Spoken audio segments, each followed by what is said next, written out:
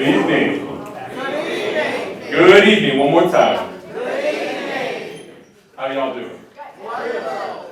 We are going to get started because we're not going to keep you here all night, even though I'd love to, but my boss said I can't. Because we want to talk about the state legislature all night, right? That's the most exciting thing that we're doing. Before we get started, I know I can tell that a lot of y'all know each other already, but we always like to start these things by introducing ourselves a little bit. So just like we are in church, I want to take a moment. If you see someone to your right or left that you do not know, we'd love for you to take a moment, introduce yourself, shake hands, and say your name. Introduce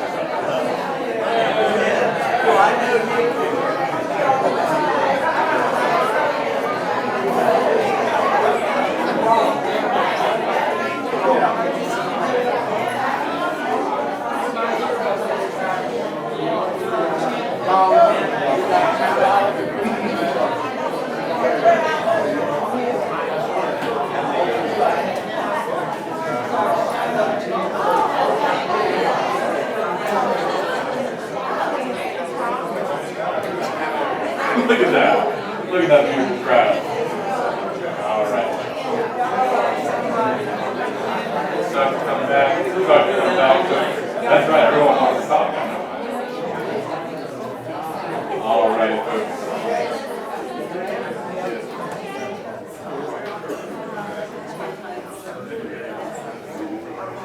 All right. Thank y'all for doing that. When we call this the Unite North Carolina tour, we call it the Unite North Carolina. Now, we mean it.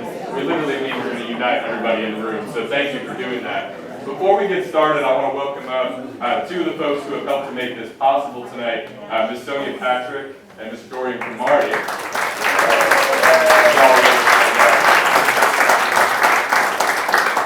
I want to thank them for welcoming us to Wilmington, along with President Deborah Dix Maxwell, President LaRon Montgomery, the New Angelo branch, and the North Carolina branch. If y'all want to wave to the crowd or And I want to thank them for welcoming us here to Wilmington, to Cape Fear Community College, for this event tonight. We also like to try to get a sense of who is in the room. If you are a local elected official, if you're on school board or you're in city council, you're on the board of elections, anything like that, would you be willing to stand up, and I'd love to acknowledge you. Oh no, oh, we got crickets on that. Oh wait, no, hey, there we go. I'm Tom Simmons, Chair of the 7th Congressional District. Thank you very much for being here. Now, if you are a member of the clergy in some way, we'd like to recognize you now. If you're willing to stand up, and we'd love to give you a round of applause.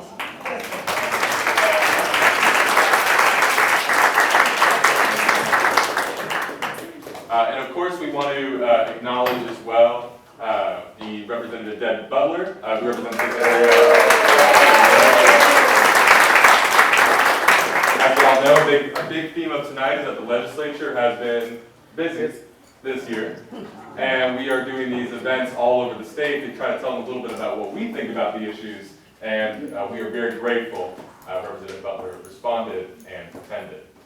So, friends, we are going to get started tonight. A few housekeeping items before we get into it. If you want food at any time, feel free to come up, except we may all be looking at you as you grab your food. So, if you need to use the restrooms, you go down this hallway, go past the elevator, go to the left. So if you need to use the restroom at any time, please feel free to do so.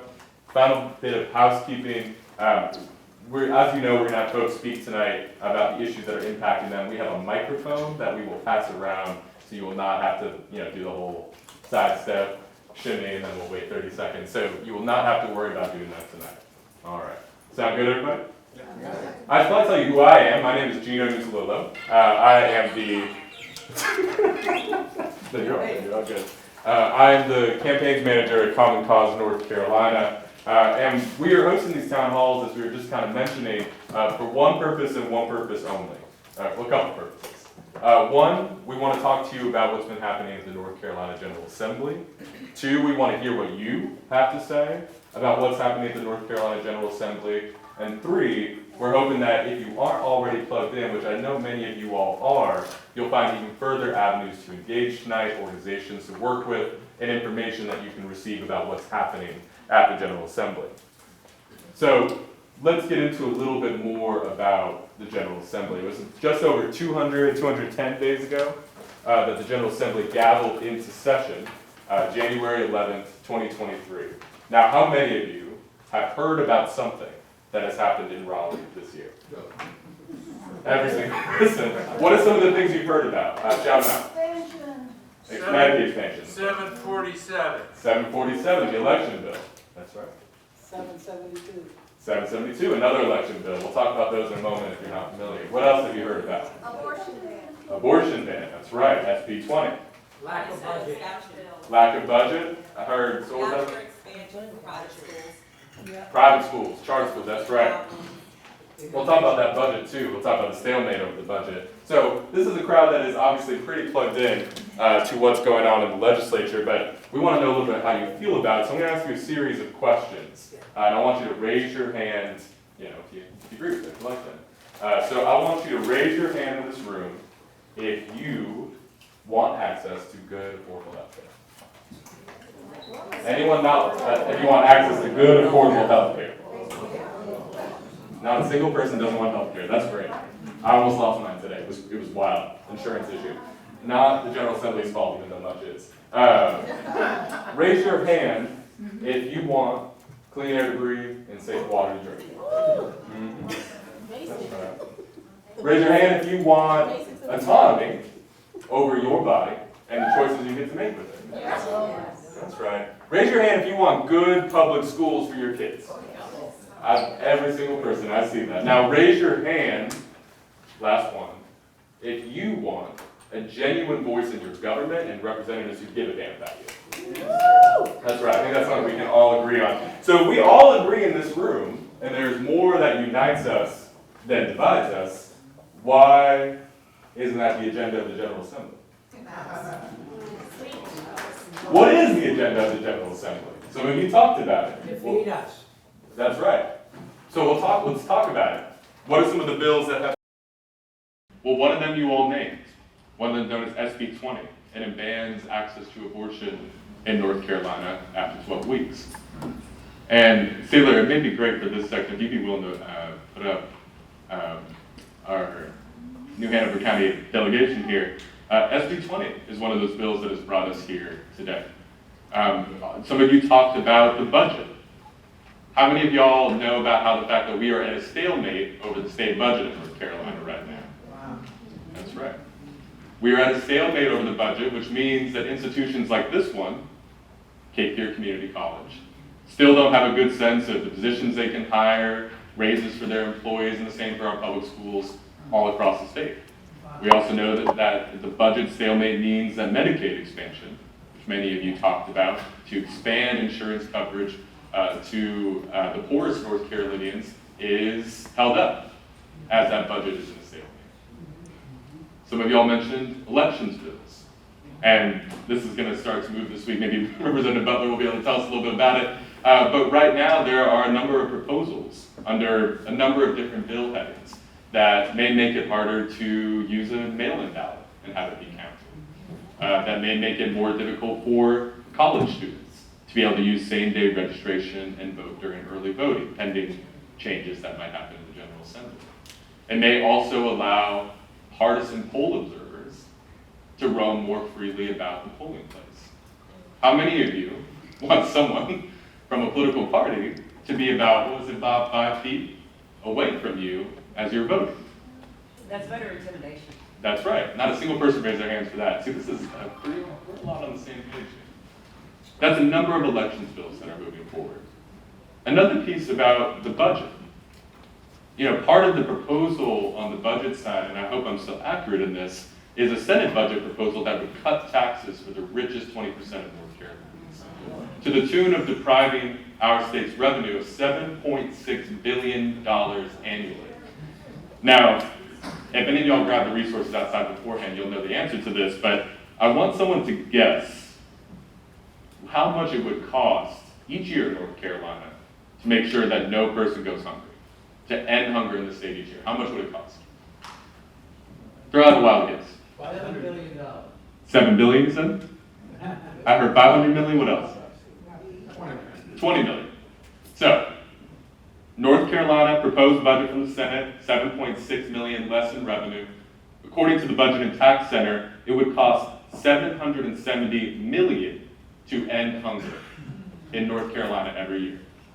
7.6 billion in lost revenue, 770 million to end hunger. It doesn't, we're going to hear what you think about that, but it may not align with the priorities that we talked about here at the very beginning of this event. Last piece, many of you all talked about this or called it out. There's of course a bill being proposed right now that would expand charter schools and funding for private education of students all across the state to the tune of siphoning $200 million each year from public schools. Shame is right. So that's a number of pieces of legislation, some that may still go into effect, some that already have, and some that are on the top list of priority for the majority party in the General Assembly this year. And we think it's important to tell you all about that, because it's going to dramatically change the lives of every person in here, and if not your life, it's the life of somebody that you love. And so we are here tonight to talk a little bit about this and to hear from you. So here's how the rest of the event is going to go before we get out of here at 8 o'clock.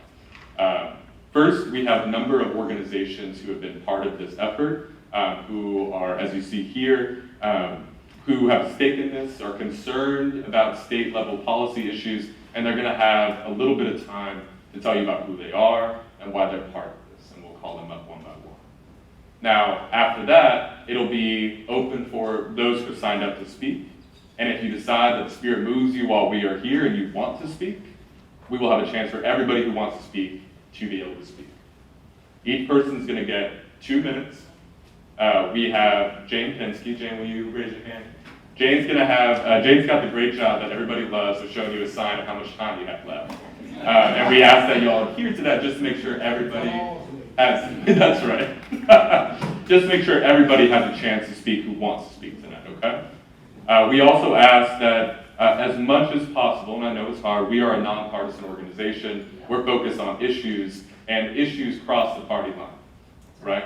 And we always know that it's not necessarily parties that save us, it is people that save us. And so, as much as possible in your remarks, we ask that you focus on the issues and remain nonpartisan, but you can always call out facts, and facts are facts. All right. Everyone feel good about what we've laid out tonight? And then at the very end of the event, after we've had a chance to hear what y'all have to say, we will ask Representative Butler to respond to what she has heard from y'all in the crowd tonight, and talk a little bit about her work in the General Assembly in her elected official capacity.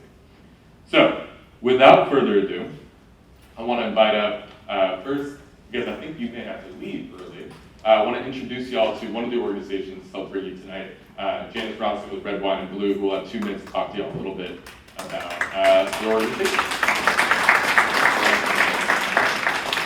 Actually, I don't have to leave. I'm doing 2 things at one time. Like, I'm sure most women in the room can relate to that. So I'm also a precinct chair in my county. Pardon me? Oh, Is there a microphone? we'll get you a mic. Is there a Yeah, microphone? sorry. Oh, I have a big mouth, but hey, My bad. talk about it. Yeah. Patrick, you need a mic. Okay. There you go. All right. Thank you. Can you hear me better? Ooh, sorry.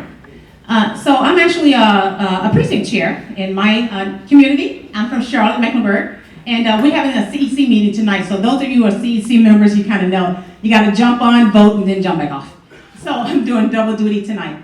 So my name is Janice Robinson. I am the North Carolina Director for Red, Wine, and Blue. How many people have heard of Red, Wine, and Blue before tonight?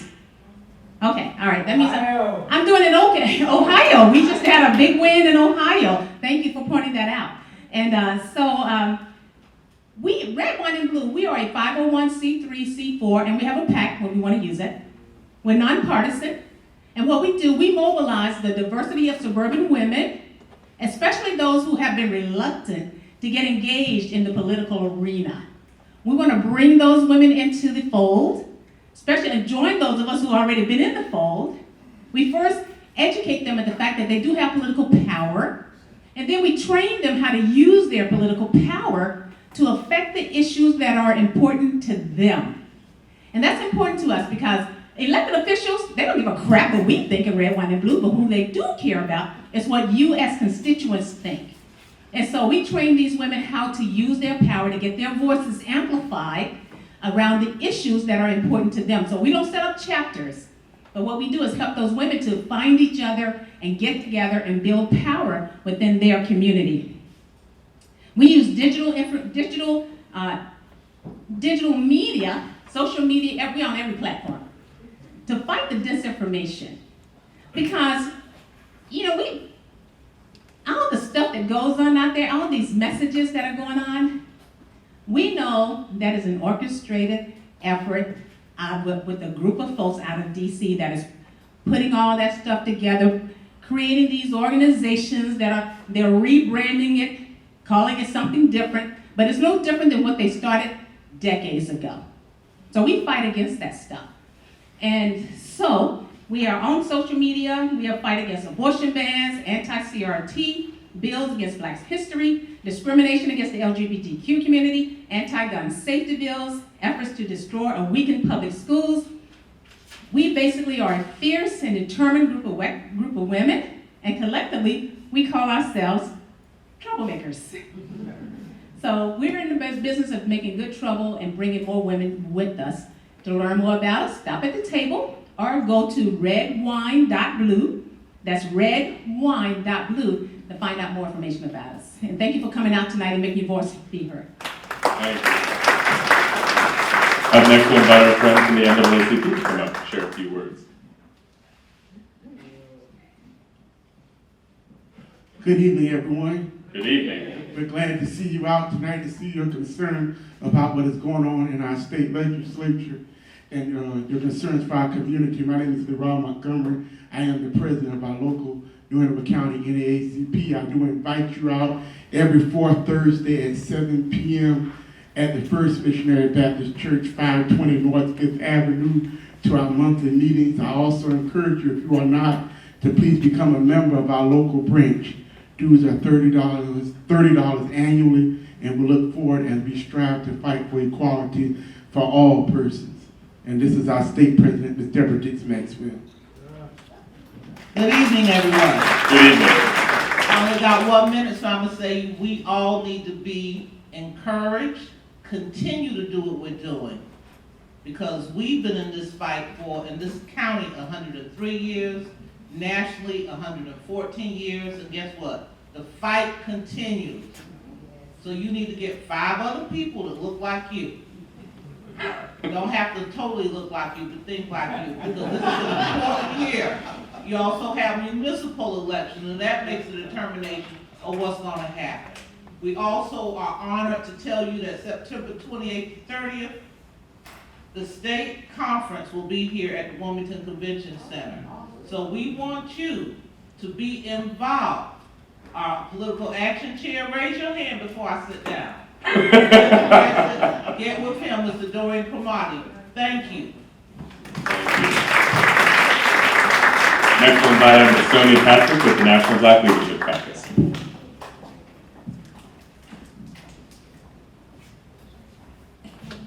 Hello to all my brothers and sisters from another mother.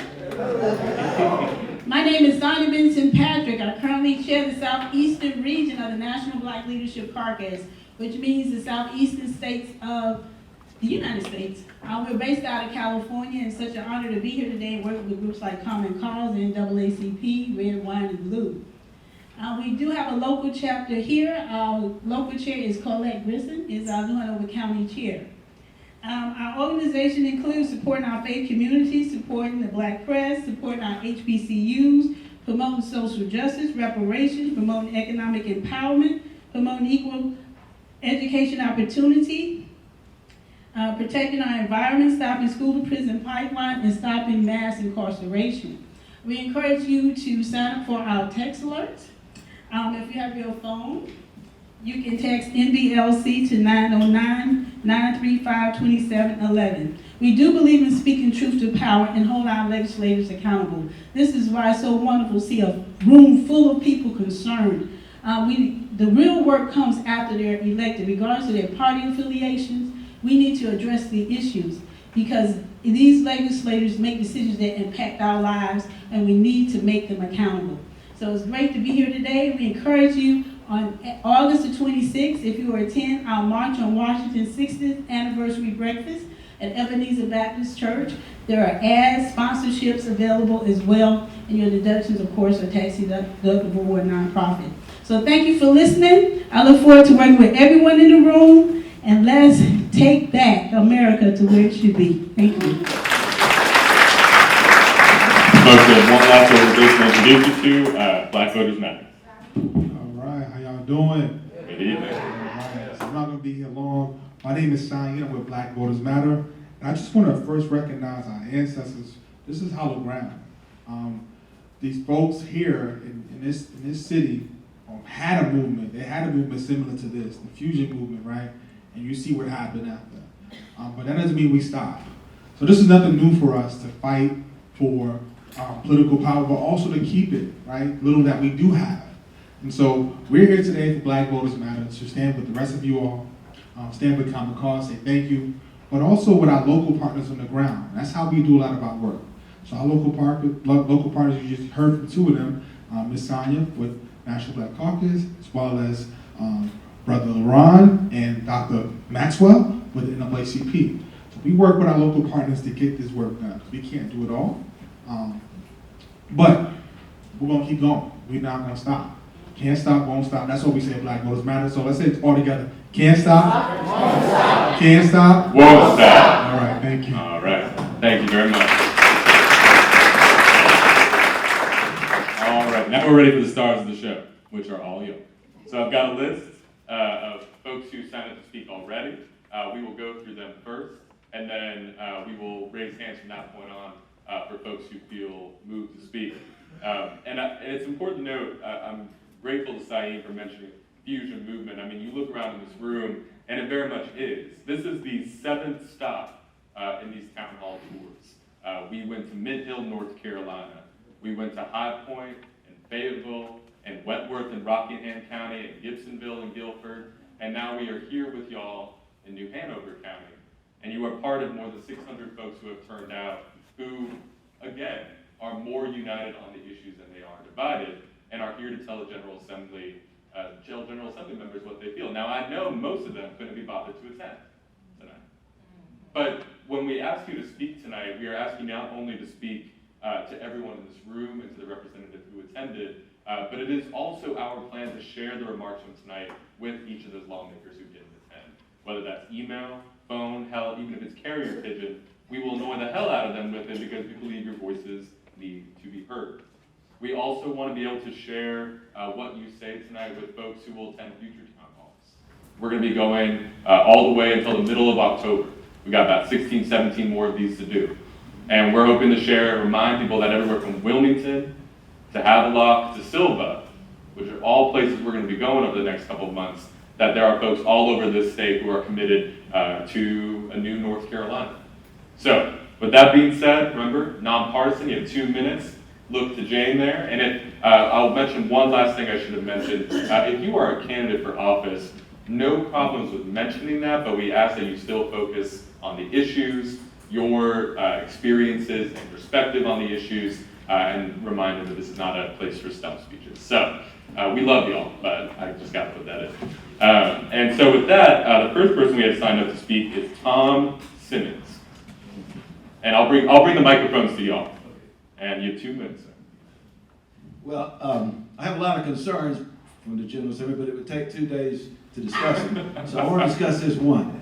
I'm really concerned about these advantage vouchers, and especially since they've removed the income barrier. Now, millionaires who are already sending their children to private and church schools can do it on our dollar. That's right. And my fear is that it's going to have a negative impact on these rural school counties that can't afford their school systems anyway. And when we have a flight from the public school system to these church schools and private schools, what is it going to do to those county school systems? It's going to close some school systems down, folks. And I think this is just a bad idea. I sometimes think that there are some members of the General Assembly who, just like someone said, don't give a damn. They're going to do what they want to do if it helps that 1%. So that's my biggest concern. And I'd like to hear Representative Butler give me some of her feelings about what impact this is going to have on these public schools in these low-income counties. And we'll make sure to take notes and bring that, and you take notes as well. So we'll make sure to get to that, sir. We won't forget it. Next, thank you very much. We'll give a round of applause. It's always hard being the first person. Thank you. Next up, we've got John Godwin. Great overview.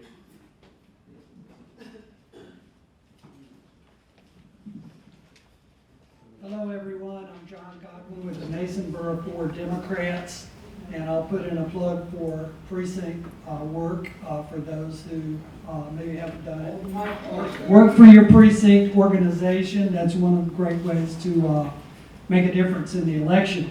And I'm here to comment on House Bill 772. One of the chief sponsors of that is Ted Davis, one of our local luminaries in this area. This one has been called the Poll Observers Appointments, Access and Activity Act, but in reality, we may call it the Vigilante Poll Watchers Act. Okay, this is a devastating anti-democratic piece of legislation. So far, it hasn't been reported out of committee. I think that's the most recent thing that I've read about it, but who knows what the status is actually. I think this is one of the consequences of people not turning out to vote. We have a supermajority in Raleigh, and so they can contemplate these horrifying anti-democratic pieces of legislation. If this one is passed into law, here's the kind of thing you can expect. One, it's going to increase partisan poll observers at every polling site across North Carolina.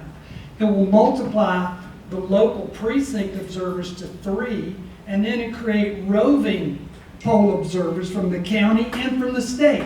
On the state level, they can have roving poll observers to go in every poll across the state.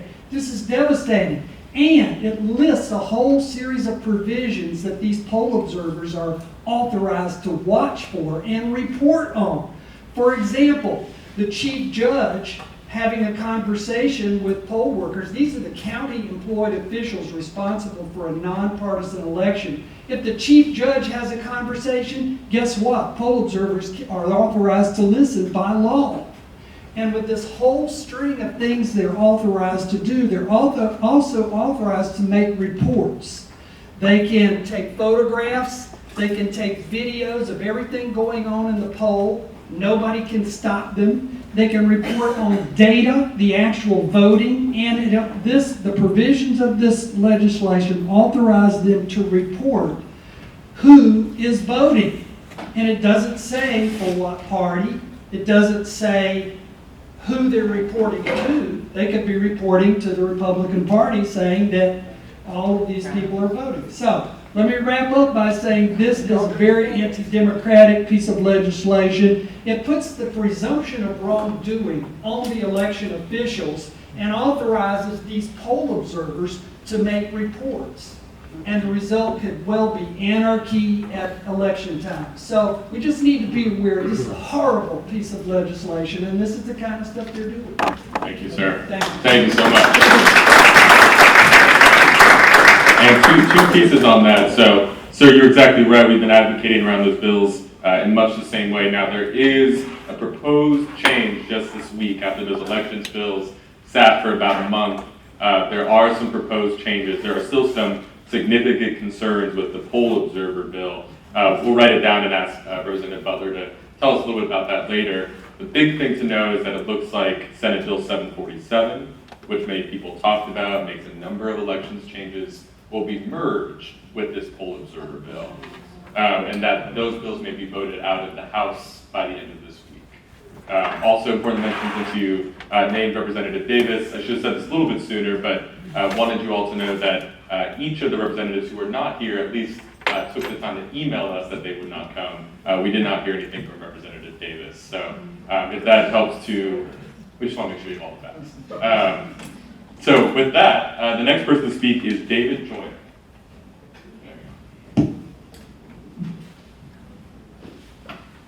You have 2 minutes. Hey everybody, my name is David Joyner. I will quickly say I am a candidate for Wilmington City Council this year. It's a nonpartisan race. Thanks very much.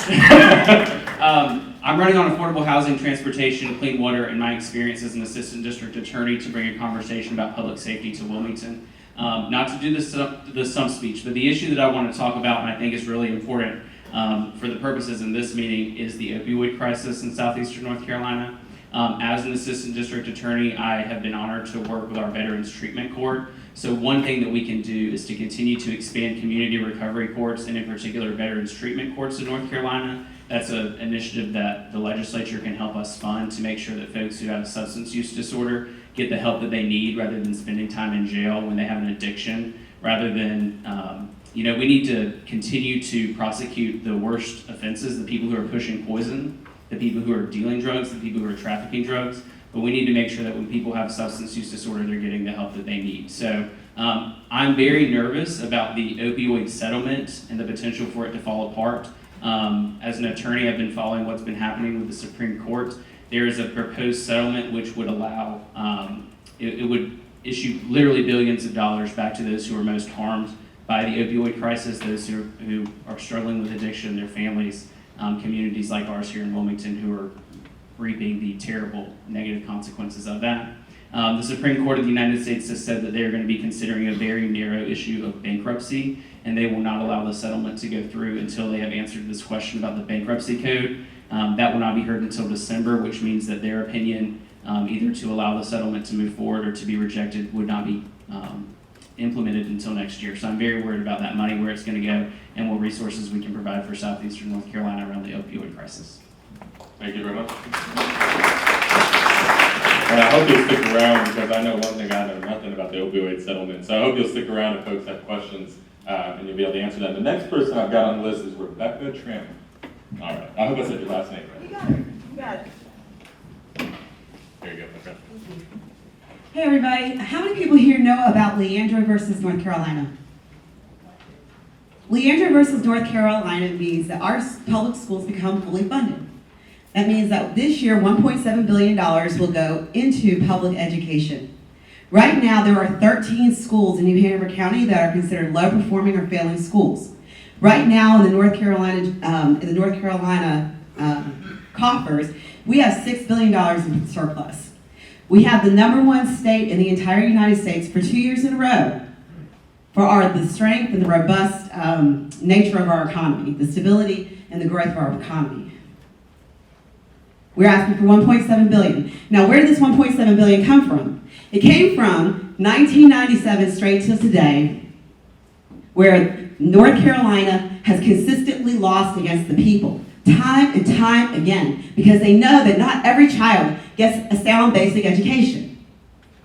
But they could, if we would fund Leandra. The Leandra Comprehensive Remedial Plan means that we are going to pull our schools up within 8 years to where they should be, offering an equitable opportunity to every child.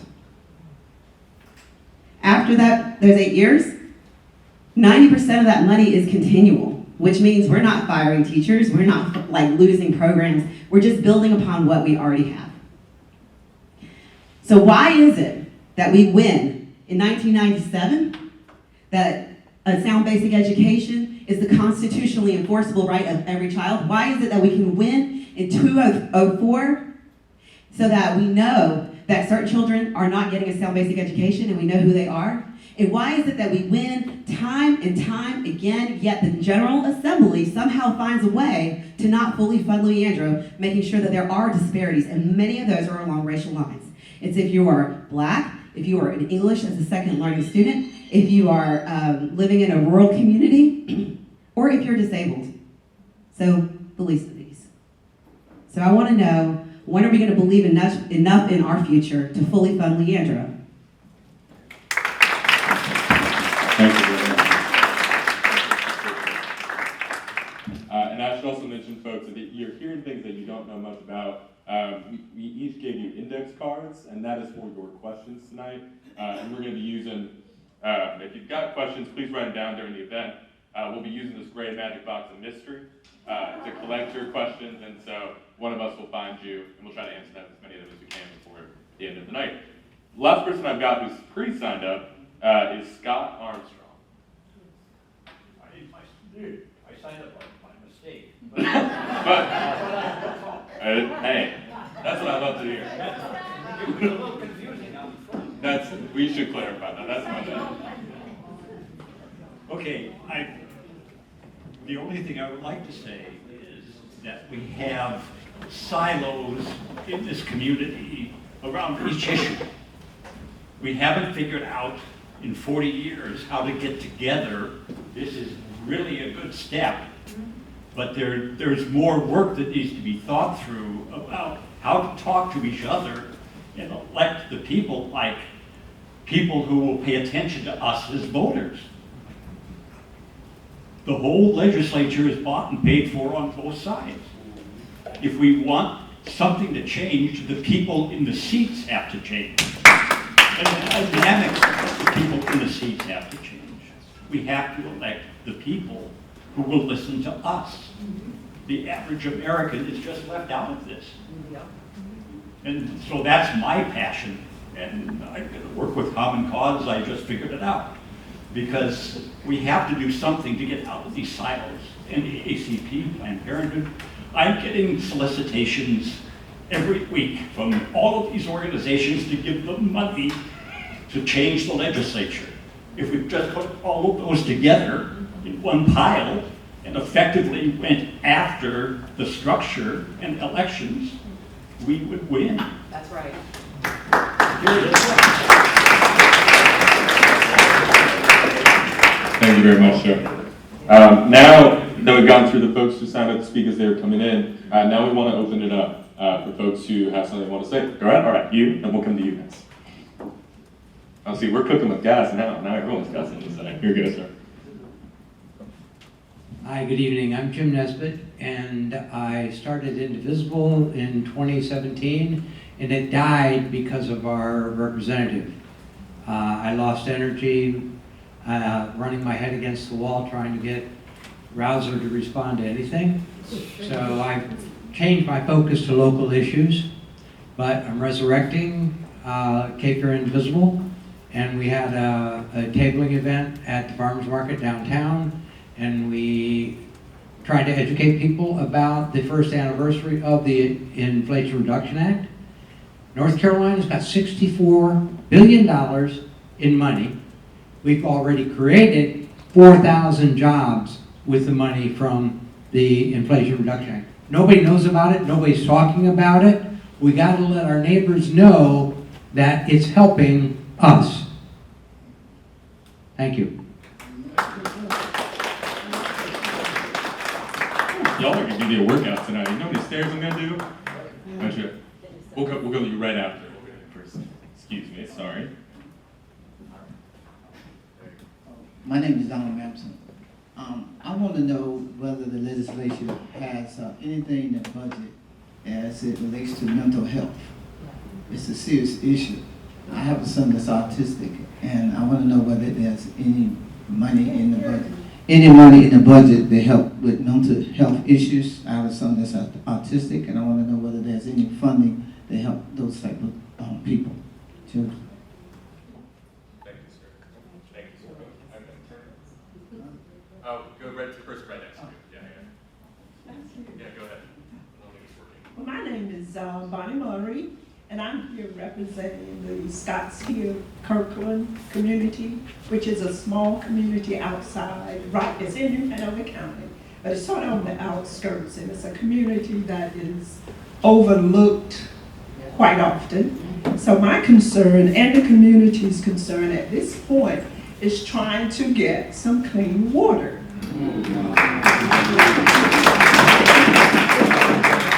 So that is one that is listed there as far as the environment is concerned.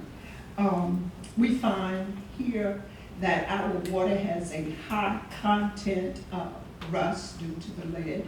Not only that, after having tested the water, there are, excuse me, other chemicals that have been found, such as sulfur, lime, bacteria, heavy metals, copper, nitrates, calcium, just to name a few.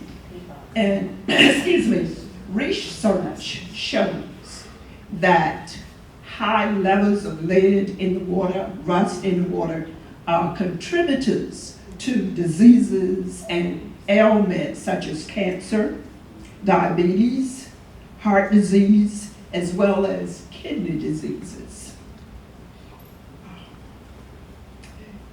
In addition to that, our community has an additional burden having that rust in our waters.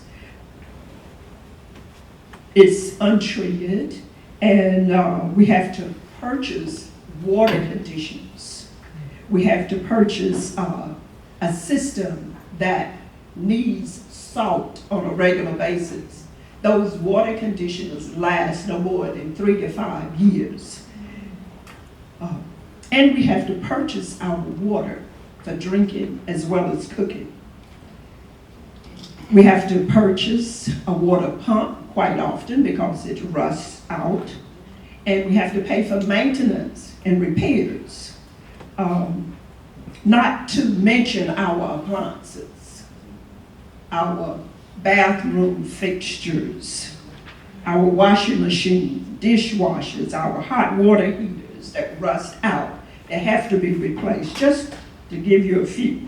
So at this time, I have other things, but since I was told I have 2 minutes, I will close by saying that there are other concerns in our neighborhood, but that is the main issue at this point.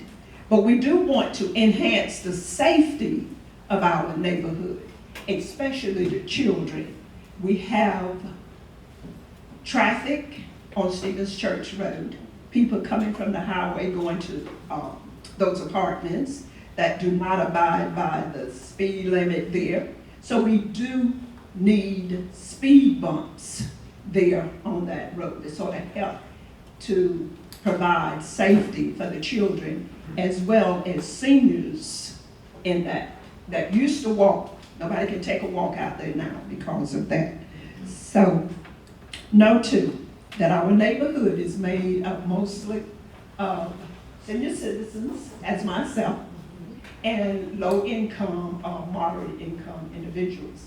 So I'm hoping that there are some ears here listening that can assist us in our efforts. We've been to, Cape Fear Public Authority. We scheduled to go talk to the county commissioner again to see if we can't get some help in our neighborhood. Thank you for listening. My time is up.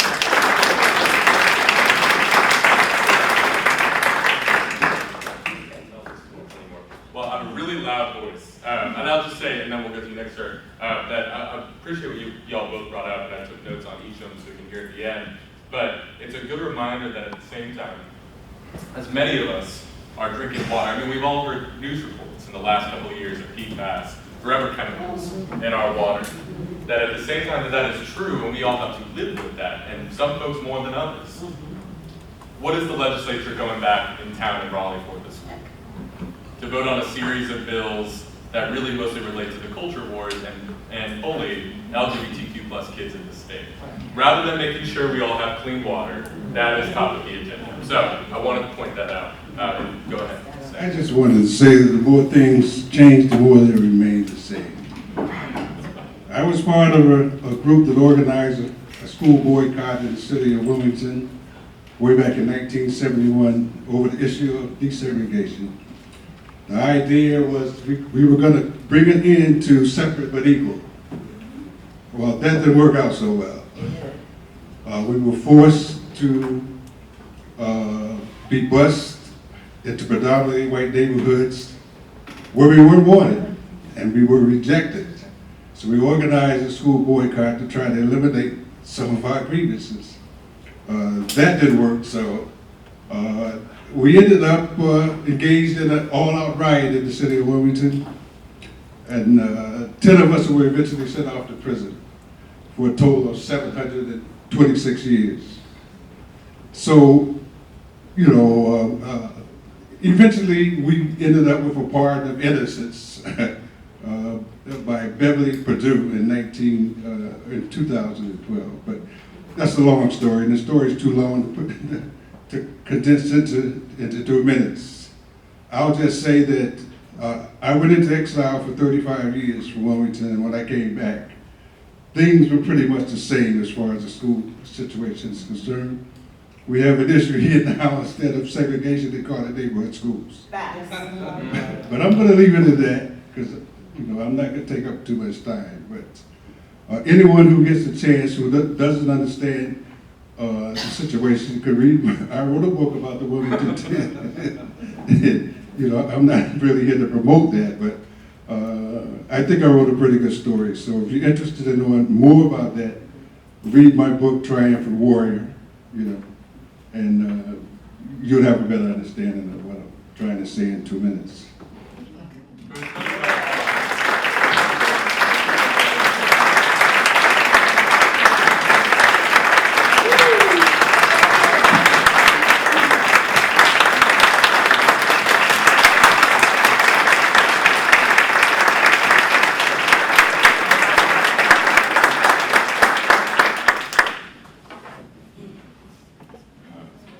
Thank you, Mr. Moore, for speaking. We appreciate it. Y'all are going to make me weep, so I'm going to try to keep moving forward. Do you want to speak next? Okay.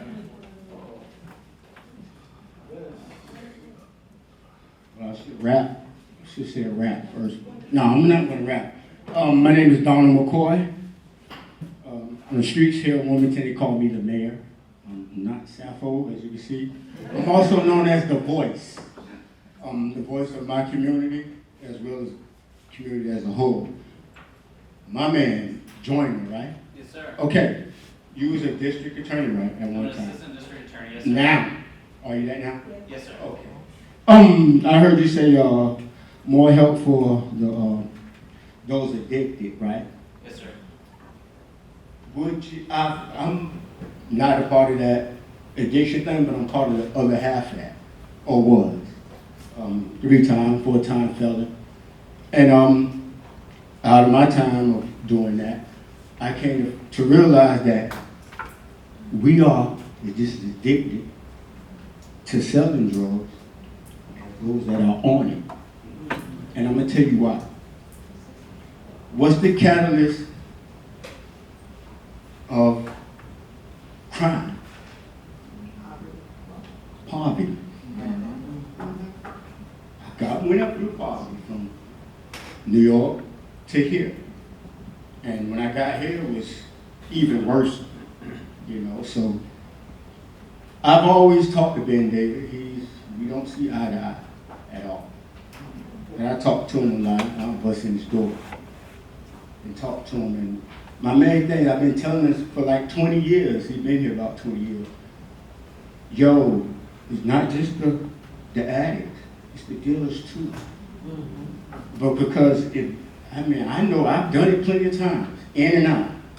My last bid, I did 48 months for trafficking. That's a mandatory sentence, you know that. And throughout that time, during that time of the 48 months and before that, I always thought like this city is not for change in the justice system at all. I say that because I'm out there. I'm out in the streets. I do my community stuff. And I talk to a lot of the guys, and I know a lot of the people. And their whole thing is they would just give me a job. And that was my thing. Just give us a job. Ben David and the crew, you part of the lineup. Your whole basis is to lock up and throw away the kids. As you say, you're going to get rid of the dealer, the street dealer, and then the higher up. You want to get rid of the higher up first. That's right. And then another thing I always tell Ben David, Tom Odin, I can name all of them. Give people like me a chance to step into that arena. Step on that ship. Yeah, we're not supposed to be a part of it, but we get in it anyway.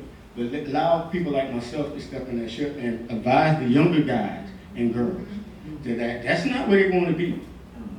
When I was coming up, I thought it was fun to be going in and out of that system, because on the streets it wasn't, I can get more in there than out here on the streets. I can get a job in there quick than I get a job on the street and work for 32 cents a day. You get more love from the authority figures in there than you get out here.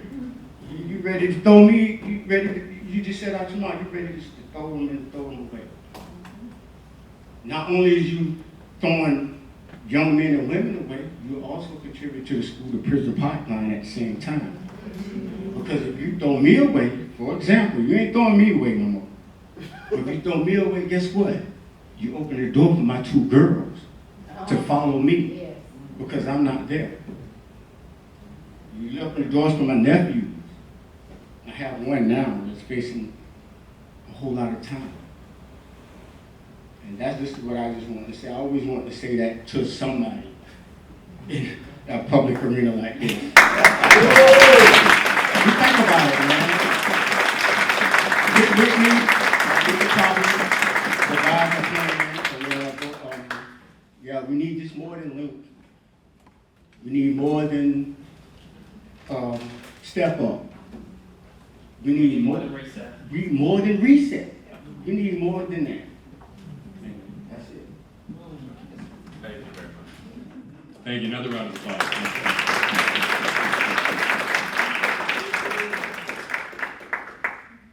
That's an important perspective, and it bears repeating too that the folks in the General Assembly, what have the people in Raleigh done to meaningfully address poverty in this state? Nothing. Not a single damn thing. And I know also, I think it's important because the NAACP was part of this. I know it's not always top of everybody's mind, but there was a huge voting rights case about the ability of people who had felony convictions to vote in this state. And last year, a group of folks won and restored the right to vote to 56,000 people. That's right. And then what happened this year? Gone. They took it away. Courts, a court that has on it the son of the leading, most powerful person in the Senate, with a new majority, stripped 56,000 people of their right to vote, who have re-entered society from prison. So I appreciate what you said, sir, and I wanted to add that as well, because that is an important part of this. Folks, we are getting to the short rows, but we've got time for a couple more folks who feel moved to speak. So, yeah, go ahead, we'll bring it to you. We'll probably have about time for about 1 or maybe 2 more people afterward before we give it to Representative Butler. Okay, I was debating about whether to even stand up or not. I'm so glad you did. Representative Butler, I want to thank you very much for coming.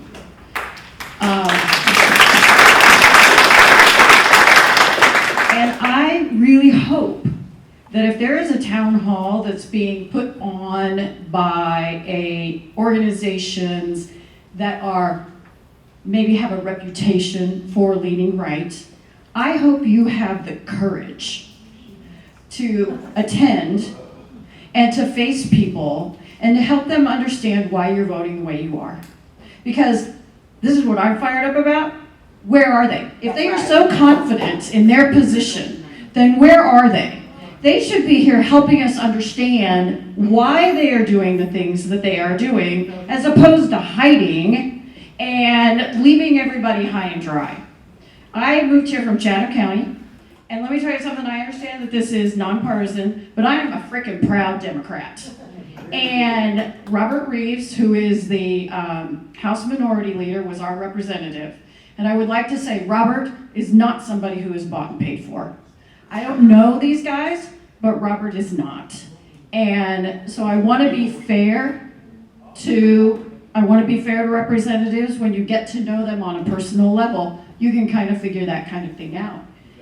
But I just wanted to, I'm so frustrated that they're not here, and I just wanted to thank you for coming, and I hope you show these humans what having a pair of balls is.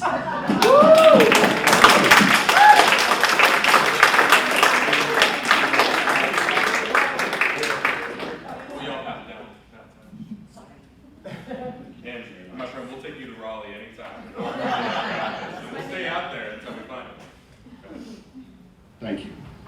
I only have one thing to speak on. I happen to have seen a couple of things in the news, at least with the county, at least it was last year, dealing with Proud Boys either being in the county school board meetings or intimidating children at a public library. That's right.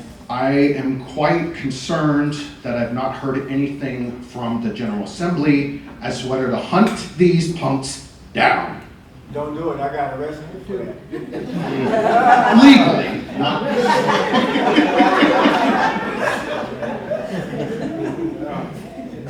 Don't do it. If there is some way to find or go after these people who are intimidating others, because they are no better than the red shirts of 1898.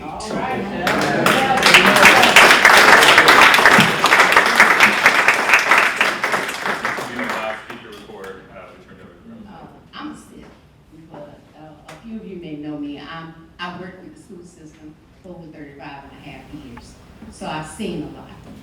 And in response to you, it's hard when you are voting on a no mask issue and you have 35 of them dressed with their faces completely covered except for their eyes, with also bulletproof vests, and you're coming into a meeting. If it had been me, you probably would have arrested me when I first came to. That's right. Then, I want to, for some people don't understand, I'm very passionate when it comes to children. And we don't give our children, the new generation, what they deserve. You can educate a child, it used to be at 2,000, I just looked it up. It's $14,000 a year. But to keep a person in prison is $42,000 to $44,000. So you're looking at what your best investment is. It's better to keep me arrested than to keep me educated. I have a pastor, and when you leave tonight, think about this. He gave us 10 people.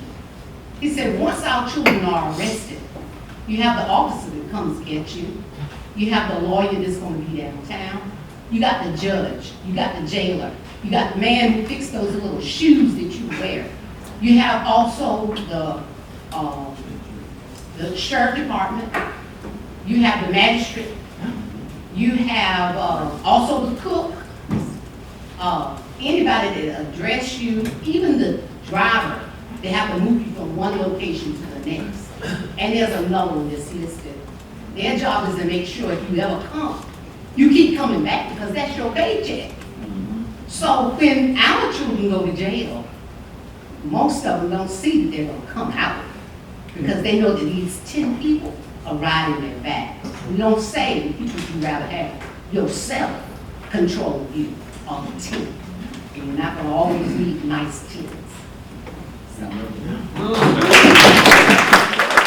Thank you so much.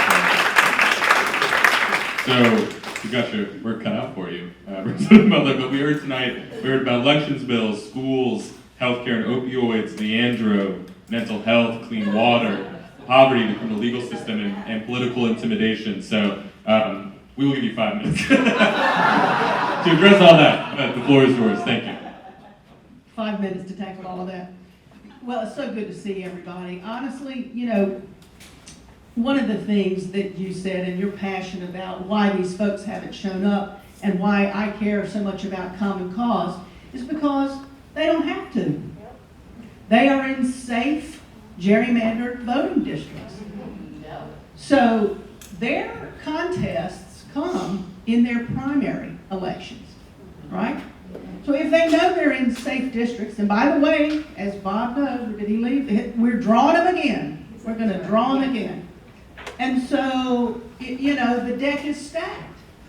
This gentleman talked about all getting together and voting as a group and layering our money together. Doesn't do any good if the district is statistically unbeatable. Okay. Well, yeah, that's why they do it. That's right. So, which is not cause to be crestfallen, right? Because movements happen and things change and people get irritated and upset enough, they do come out in big numbers. And so it's not insurmountable, but it's very difficult, particularly when the Supreme Court of this state is now reviewing precedent like it's a cakewalk. Yeah, I know that's what a former court decided, but we don't really like that decision now. We're going to ignore that precedent. We're going to re-rule on victories that have been won. That's very difficult. So I'll hop to the next thing. Opportunity scholarships. That's a lovely name for a voucher for rich people. I saw someone talking about this, and they used this analogy, and I thought it's pretty good. It's like going to a public park, if you're a millionaire. You go to a public park and you go, you know what? I don't like this park. I don't want my children playing with these children in this park. So I'm going to make the government buy me a country club membership so that my children can play over there. It's the same thing. When you siphon money out of the public school system, you leave pockets of poverty, as was alluded to. And we know that if your children go to school in a pocket of poverty, they are wildly likely to end up in prison. The young man said it beautifully. That's where we're headed if we don't give everybody a fighting chance. Rebecca Trammell, where did you go? Leandro, the courts have said we are not providing our children a constitutionally sound education. And the legislature has thumbed its nose at it. I know you all are frustrated. I am wildly frustrated, as you might imagine. So, for example, in this last election cycle, leadership knew, they were confident, they were going to pick up tens and tens and tens of representatives and they were going to have a supermajority. They didn't get it. They didn't get it. People came out. They did not get the supermajority. But then, I heard it, we have a representative who changed her stripes. And so now they do have a supermajority. And that is wildly frustrating also. Resign. She should resign. I know she should. She should be prosecuted for fraud. Well, I know. How do you, just for me, and I'm going to get on the soapbox a little bit. Can you imagine what would happen to me in this community if I somehow fooled every one of you about what my values are that I share with you? I will not yield to that, that's right. Thank you, Mr. Moore, did you say that? Yeah, I mean, I can't fathom the hypocrisy of all of that, but, I remain aghast all day, every day in that building. Clean water. Ma'am, where are y'all on CFPUA? You were on public water service? You're on wells. We're on the well.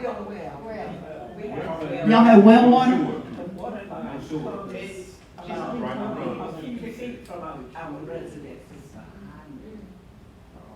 It's unincorporated. So you're not on CFP, so you need to be on CFP. Yeah, okay. All right.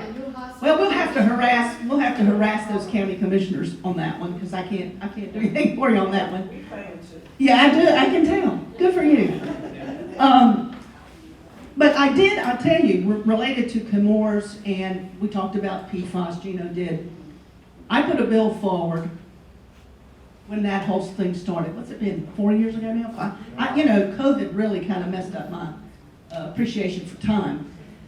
But I put forward a bill that would have made, not just Chemours, but any manufacturer or anybody who contaminated water responsible for the technology necessary to take those contaminants out. Now, I happen to think that's putting the cart after the horse. We should be stopping that from happening in the first place. But we've got that now. We've got to figure out how to get it out of the water. And as you know, maybe you don't want to be part of Cape Fear Public Utility Authority. They just put a $50 million granulated carbon system that you are all paying for. Right? So, but my bill would have required any company that is found to have contaminated a natural resource to pay for the technology to take it out. That bill went summarily to the Rules Committee, where it remains, and where it will remain, I suspect, for some time to come. Let's see. Yeah, could you clarify, you said we spent $50 million on the GAC Yeah. facility. Are you saying that's a bad spend? No, I'm not. I thank you for asking that, Ed. No, but I think Camorra should have paid for it. So, in spite of the fact that our plumbing is the same as it was for, our house was built in 1960. Listen, infrastructure across this country has been neglected. And Can we drink that water from the CFP? I do. I drink it. Yeah, I drink it. I test it, and then I drink it. But yes, I think that was a good spend. I think they had to do that. I'm very proud of them, quite frankly, for doing it. That was a Herculean job, and they did it in pretty record time, quite frankly. But we should not be paying for it. That's right. Yeah. Let's see, what was the other thing? Oh, God, this election stuff. I'm going more than 5 minutes, Gino, and these are my people. You can't get me out of here. Y'all, elections, as you know, in North Carolina are won by the slimmest of margins, right? And so the philosophy is, if you can carve off just enough voters on the margins by either shortening the early vote period, or making it harder to absentee vote, or to intimidate people with, who said vigilante poll observers, all of those things, taken individually, don't seem like much. But it's a planned course of conduct to shave the margins so that you win elections. I think of Sandra Spalding Hughes. Do y'all remember Sandra Spalding Hughes? Didn't she win that election by like 6 votes? Remember that city council? That's a lesson to you, sir. Get out there and stump, because 6 votes makes a difference in this community. Let's see. Oh, gosh, yeah, Paul Lawler. Yeah, that's another one, 6 votes. And I think what I'll say in the last analysis is this. The legislature right now is a very frustrating place to be. They are not doing as you would have them to do. They're not taking care of their basic responsibilities, such as adequately funding public education. You know, that is the main thing. That is the hugest part of our budget. But you know what we're working on instead? Gambling, casinos. I hate it when I find myself with the same opinion as the ultra-right. But I think gambling is bad for our community. I think it is going to impact people of marginal means worse. I see people who are lining up, buying scratch-off tickets, and they think it's an investment in something, and they hold up the line at the gas station. So, so instead of educating our children, instead of cleaning up our air and our water, right? Instead of fixing our roads, instead of doing the things that they need to be doing for North Carolina, ensuring free and fair elections, all of this action delegitimizes our elections. Instead of encouraging people to vote, we're whittling them away and telling them that they don't matter. And you know what it is too? It's the insinuation that there's voter fraud, or that non-citizens are voting in droves. Not true, none of it. All of these assertions, though, if people aren't informed, it gives the impression that elections aren't fair or free, or that there's some rampant problem with the way we've been doing it successfully for generations. And that undermines people's confidence. It undermines voter confidence. And what happens if you don't have confidence in the vote? You don't go. You don't go. So that is one of the most dangerous things we're faced with right now. And I think we're going to be voting on that very thing in the near future. And again, it's wildly upsetting. But the truth is that the power of the people has always made a difference. It always has made a difference. And we can't let their efforts to misdirect or mislead turn us away. That should re-enliven our commitment to do the work and to inform people and to let them know that if you show up and if you vote and if you take your neighbors and if you do the things that you're supposed to be doing as a citizen and you care, that we can turn this ship of state around. Because honestly, North Carolina used to be the shining star of education. We used to be revered for our manufacturing facilities and our welcoming, loving spirit that we have about us, and diversity, and all of the things we were always so proud of. It ain't without blemishes, Wayne, I know, but we have to learn from our mistakes, right? We have to. So I will leave it at that. My door is always open to you all. I will share with these good gentlemen that they were sorely missed.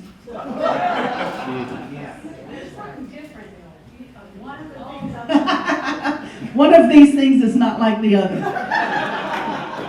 I appreciate you all very much.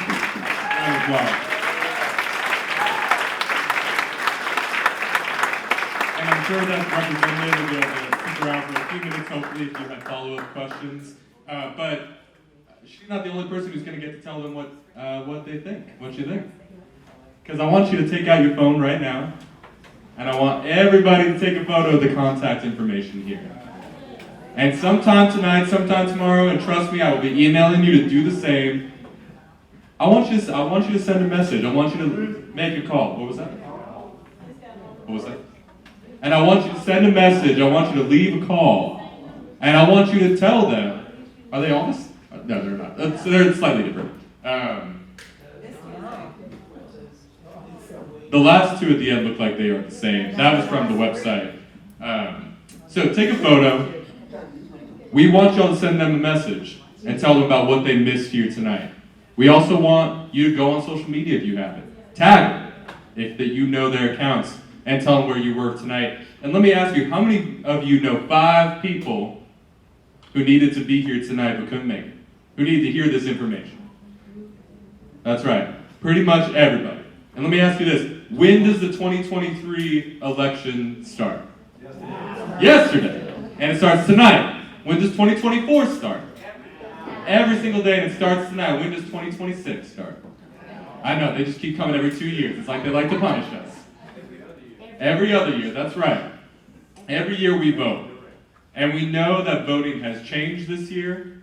We're going to be sharing with you more information about photo voter ID, the district lines as they get drawn. Trust me, you will get so many emails from us, you will never want to hear from me again.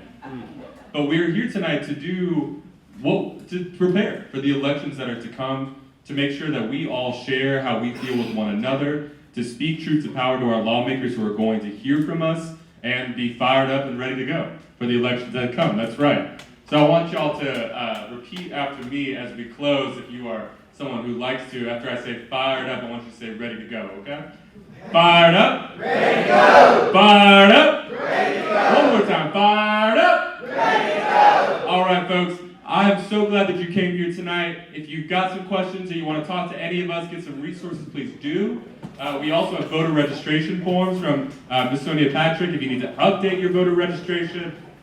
Last thing, you all have cards that we handed to you about your perspective on the issues that are most important to you, the things you want to see for the future of North Carolina. We are compiling all that information for your lawmakers as well. And please drop those in the great magic box of mystery on your way out. Otherwise, thank y'all for being here. You'll be hearing from us soon.